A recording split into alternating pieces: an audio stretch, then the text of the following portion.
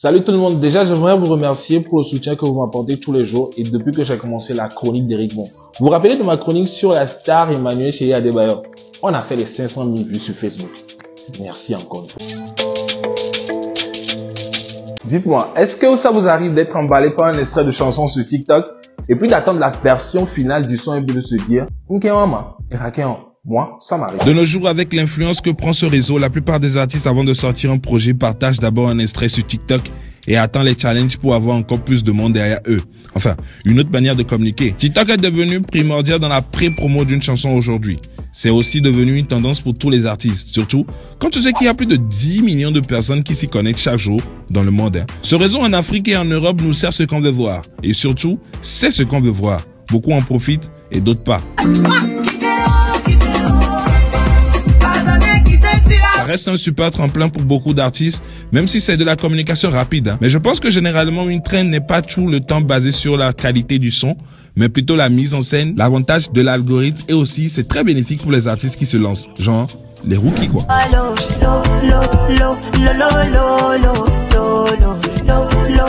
Au début, c'était juste pour le fun, mais aujourd'hui, c'est rentré dans la stratégie promo de tous les artistes et même des TikTokers sont sollicités pour créer cette trend et c'est devenu un business. Bref, tu peux pas lancer un son aujourd'hui sans passer par TikTok. Togo, beaucoup même supplient et demandent à ce que tout le monde fasse des challenges sur son morceau pour avoir des vues. Certains artistes, on les appelle des artistes TikTok. C'est simple. Parce qu'après, le son prend pas. Et là, on parle d'une mauvaise gérance de la promo après la sortie. Alors que certains artistes, comme en France, boycottent ce réseau et veulent pas être ou tourner là-bas, mais leur morceau tourne. Un SDM ou un Niska, par exemple. Un coup de feu, je mets tout le monde à plat ventre.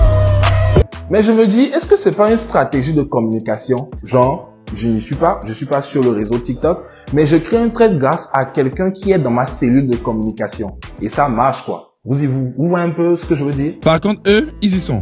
Je suis tombé sur ces extraits de chansons togolaises qui vont sortir ou qui sont déjà sortis et que personnellement je kiffe et qui tournent bien dans ma tête, j'avoue.